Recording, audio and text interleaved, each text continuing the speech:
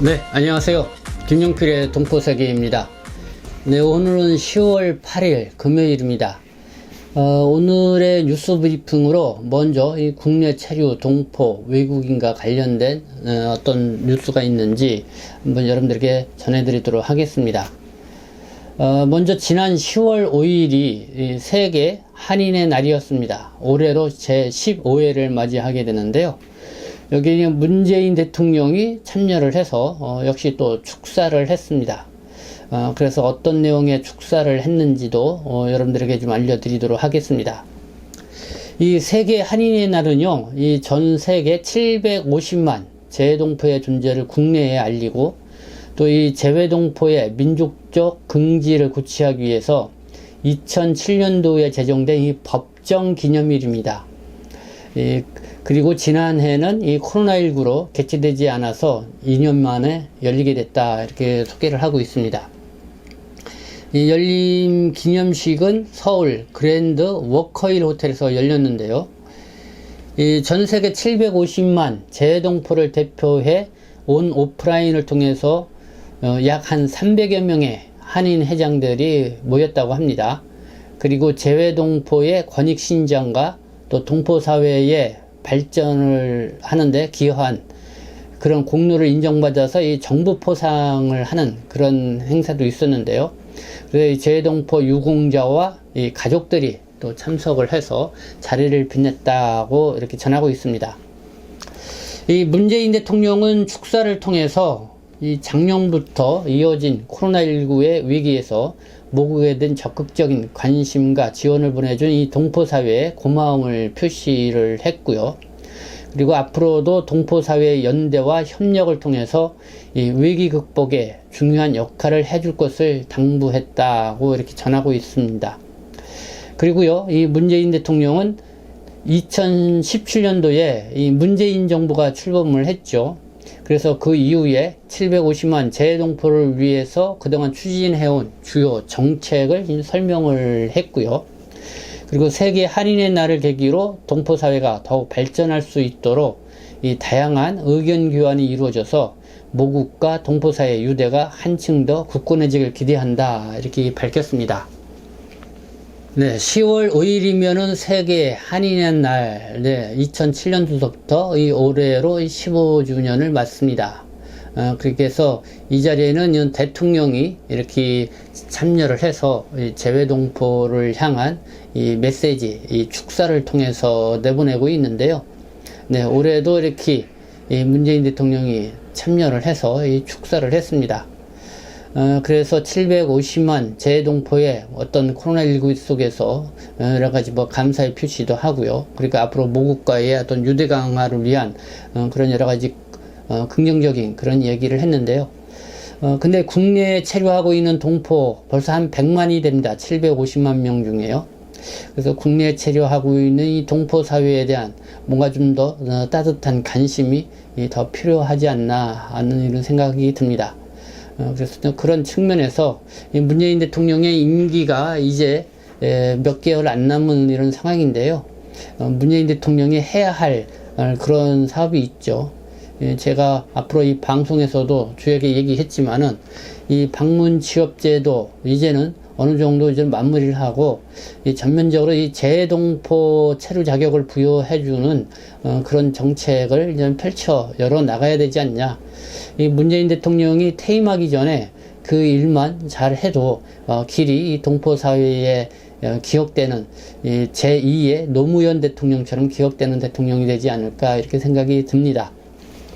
그래서 남은 기간 그런 어떤 획기적인 재외동포 정책을 펼칠 수 있는 발판을 마련해 줬으면 좋겠다는 바람을 다시 한번 가져봅니다.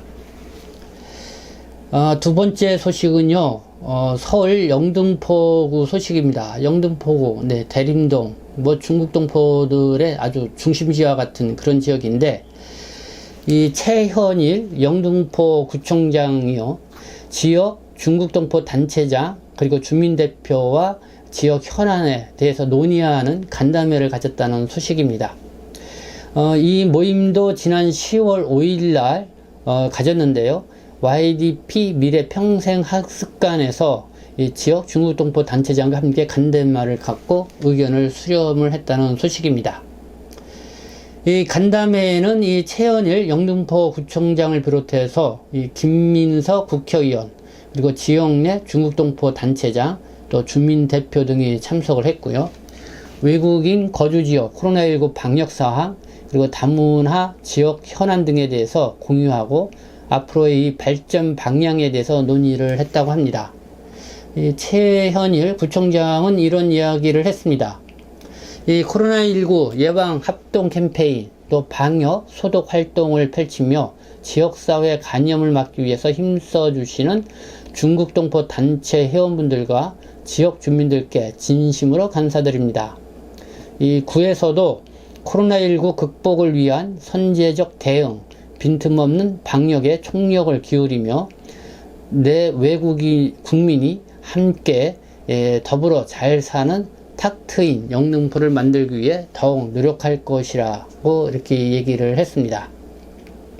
네, 내국인과 외국 국민이 함께 더불어 잘 사는 탁 트인 영등포, 아주 멋진 문구라고 생각이 듭니다.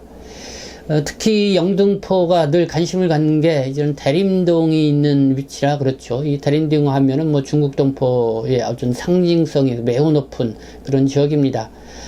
그래서 이 영등포구가 이만큼 이 동포 사회에 있었어도 이 상징성이 높은 그 지역이기 때문에 이 구청장과 그 지역 주민들과 이 동포 사회에 계속적인 건설적인 이 간담회를 통해서 정말 무엇보다도 잘 뭔가 함께 만들어가는 그런 지역구가 됐으면 좋겠다라는 그런 생각이 듭니다.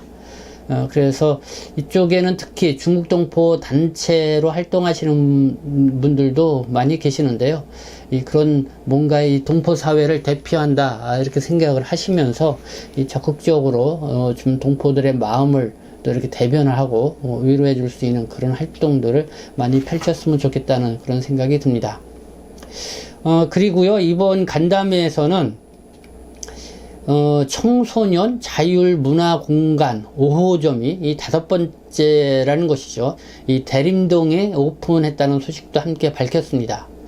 이 청소년 자율문화공간, 네, 지역 내 청소년들의 쉼과 놀이, 소통과 어울림을 지원하기 위해서 조성된 청소년 전용 공간이라고 합니다. 그렇기 때문에 이 대림동, 네, 오늘은 제가 요 정도만 전해드리고요. 한번 직접 어느 곳에 위치해 있고 어느 정도의 시설을 갖추고 있는지는 제가 한번 직접 방문을 해서 여러분들에게 전해드리도록 하겠습니다.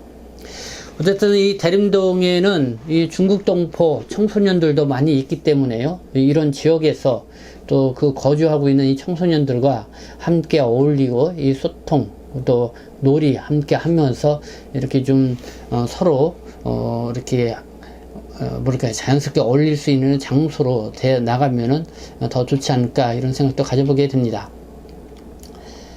네, 다음은 한번 1번 뉴스를 한번 보도록 하겠습니다. 외국인의 코로나19 감염, 내국인의 9배이다. 이 백신 버스를 도입을 해야 한다. 뭐 이런 목소리가 나오고 있다는 소식입니다. 네, 앞서 뭐 문재인 대통령이 이 세계 할인의 날에 참석을 하셔서도 이 코로나19 얘기를 했고, 이 영등포 구청의 이 최현일 구청장도 이 코로나19에 대한 얘기를 했는데요. 요즘 뭐 중국 동포들도 건설 현장이나 뭐 이런 데 가서 이 간염이 됐다고 하는 이런 소식들이 많이 들리고 있습니다. 그래서 이 중국 동포들도 또 중국 동포뿐만 아니라 국내치라고 있는 뭐 고려인 동포, 외국인, 노동자 이런 분들도 참 이 코로나19에 안심할 수 없는 상황이다. 요즘 많이 이렇게 확진자가 발생하고 있는 그런 소식들을 접하고 있습니다. 네, 뭐 지금 내국인의 9배라고 하니까요. 그 비율로 봐서 그렇다는 것이죠. 그럼 백신 버스까지 도입을 해야 한다고 하는데요. 어떤 소식인지 한번 보도록 하겠습니다. 이 국내 거주 외국인들 인구 10만 명당 206명이 감염이 돼서 내국인이 23명인 거에 비해 이렇게 9배라는 것입니다. 그리고 이동식 백신 접종소 운영이 필요하다는 것이고요. 그게 이제 백신 버스겠죠. 경기도는 지난 6일 시작을 했고, 이런 백신 버스를 해외에서 이미 도입한 사례들이 있다고 이렇게 소개를 하고 있습니다. 이 국내 거주 외국인들의 신종 코로나 바이러스 감염증 감염률이 우리 국민들의 감염률을 크게 상회하면서 이 백신 버스 등의 대책이 필요하다는 의견이 나왔다는 건데요. 지난 6일 이 국회 보건복지위원회 소속 신현영 더불어민주당 의원이 이 질병관리청에서 제출받은 자료를 분석한 결과 9월 19일에서 9월 25일 이 일주일 동안요, 인구 10만 명당 코로나19 발생률은 외국인이 206명, 내국인이 23명. 그래서 내국인 대비 외국인이 약 9배가 높았다, 이렇게 보도를 했습니다. 요즘 이년 10월달 들어서 한창이 국정감사 기간입니다. 그래서 여러가지 국정과 관련된 현안, 이런 국회에서 이렇게 질의도 하고 이제 토의도 하고 그렇기 때문에 모든 눈이 이 국회로 향하고 있는데요. 이 보건복지위원회 소속 신현영 의원이 이 국내 체류하고 있는 외국인의 이 코로나19 지금 감염 현황과 관련돼서 이렇게 이야기를 하고 있는 것 같습니다. 특히 이 불법 체류자들의 경우 백신 접종률은 11.5%로 더 낮았다는 것입니다. 이 불법 체류자의 임시 관리번호자의 경우 20만 9,936명, 53.7% 1차 접종을 했다고 하고요. 그리고 12만 7,137명, 31% 이 접종을 완료했다, 이렇게 얘기를 하고 있습니다. 지금 국내 체류, 불법 체류자의 외국인이 한 40만 명 가까운 가운데 있죠. 그런 가운데 지금 20만 9,900여 명이 1차 접종을 했다는 것입니다. 이게 53.7%.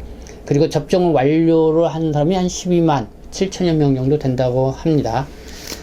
그래서 이게 백신 접종률이 11.5% 더 이 내국인보다 낮았다, 뭐 이렇게 보고 있습니다. 그러면서 외국인의 접종률이 낮은 원인을 분석해 이들의 어려운 환경과 상황을 해소하려는 노력이 필요하다. 그리고 해외 사례를 참고를 해서 외국인 근로자 밀집 지역에 찾아가는 백신 버스 등을 운영을 하거나 지하철역, 터미널 등 다중시설에 이동 시 백신 접종소를 확대 설치하는 등 유연성을 발휘한다, 이렇게 강조하고 나왔다는 것입니다. 그래서 경기도는 6일부터 10월 말까지 백신 버스를 운영을 해서 미등록 외국인도 현장 접종을 이렇게 늘려가겠다, 뭐 이렇게 발표를 하고 있고요. 이 백신 버스와 관련돼서 뭐 영국, 미국 등 해외에서 적극 활용하고 있는 사례를 소개를 하고 있습니다. 그리고 아시아권에서는 이 태국이 현재 이 백신 버스를 운영하고 있다, 이렇게 보도를 하고 있습니다. 네, 요거는 참 안 좋은 소식인데요. 이 불법 체류 외국인을 여성을 고용을 해서 이 기업형 성매매를 한 일당이 무더기 검거됐다는 소식입니다. 이 경남경찰청에서 나온 얘기입니다. 이 불법 체류 외국인 여성을 고용을 해 전국 곳곳에서 성매매를 알선한 조직의 총체 30대 남성 A씨 등 4명을 구속을 하고요. 성매수자 등 관련자 25명을 입건했다고 오늘 7일 밝혔습니다. 이 경찰에 따르면 이들은 2019년 6월부터 이 부산, 경기 파주, 일산, 평택 등 전국 23곳에 오피스텔 120개를 빌려서 성매매 영업을 알선을 했다는 것입니다. 이 총체까지 구속, 송치한 경찰은 2년간 이 영업이익 9억 6천여만 원과 이 단속 과정에서 압수한 현금 4,300여만 원 등 이 10억 1천여만 원을 압수를 했다고 합니다. 그리고 또 추징으로 환수를 할 계획이다, 이렇게 밝혔습니다. 네, 불법 체류 외국인 여성을 고용을 해서 이 기업형 성매매를 한 일당이 무더기로 검거됐다는 소식. 예, 주로 이렇게 보니까요, 이 오피스텔 한 120개를 빌려서 이 성매매 영업을 했다, 뭐 이런 소식입니다. 이런 소식도 있지만은 좀 중국 동포와 관련된 소식은 아직 그 구체적으로 언론에 나와 있지는 않지만은 제가 중국 동포 좀 이쪽에 좀 소식이 밝은 이 지인을 통해서 들어본 얘기로는 이 코인과 관련된 이 다단계 그러니까 금융 사기 비슷한 것이죠. 이런 사업에 지금 중국 동포들이 많이 관여가 돼 있는데요. 뭐 대림동을 비롯해서 여러 곳에서 이 코인과 관련된 이 불법 이 다단계 사업을 펼치는 곳이 많다는 것입니다. 지금 경찰에서 이 추산하기를 한 10,000여 명 정도 된다. 그리고 그 피해 규모는 한 8천억 원 가까이에 이른다. 뭐 이런 이야기까지 들리고 있습니다. 2010년도 경우에는 이 서울 장안평에서 이 불법 금융 다단계 피해 사례가 있었죠. 그때는 이 중국 동포 피해 금액이 한 4천억 원 가까이 됐었는데요. 그것보다 이번에는 한 2배 이상 되는 거죠. 이 8천억 원이니까요. 그리고 또 그 가담되고 거기에 이제 피해자라고 볼 수 있는 사람들은 지금 한 10,000여 명 이상이 될 것이다, 이런 보도가 있어서 이 중국 동포 사회가 이 코로나19 위기 속에서 이렇게 이 코인 사업과 같은 이 불법 금융 다단계에 많이 이렇게 관여가 되어 있고 여기 피해를 입은 사람들이 많이 있다, 이런 소식을 듣고 있습니다. 뭐 어떤 사람 같은 경우는 한 번에 뭐 3억 4천 뭐 이렇게 피해를 봤다는 이런 소식도 들리고 있고요. 그래서 어쨌든 뭐 기본상 뭐 1인당 이렇게 뭐 몇 천만 원씩 이렇게 피해를 입었다는 이런 소식까지 들리고 있습니다. 그렇기 때문에 우리가 이렇게 어려운 시기에 더욱 여러분들의 이렇게 뭐 불법 성매매라든가 이 불법 또 이 다단계 사업 이런데 각별히 관여되지 않도록 좀 더 우리가 좀 신중해야 되지 않을까, 이렇게 생각이 듭니다. 네, 이번에는 이게 문화 소식도 끝으로 하나 준비를 해봤습니다. 이 전라남도 광주 광역시에 이 광주 이 고려인 마을이 있죠. 이 나는 고려인이다 라는 문화 공연을 펼친다고 합니다. 이 광주 고려인 마을의 대표 콘텐츠인 이 중앙아시아 이주 스토리텔링거 나는 고려인이다, 이 특별 공연이 아시아 문화주간에 맞춰서 10월 9일 오후 5시 국립아시아문화의 전당 예술극장 2에서 열린다는 소식입니다. 이 광주 고려인 마을과 이 국립아시아문화전당이 공동 제작을 했고요.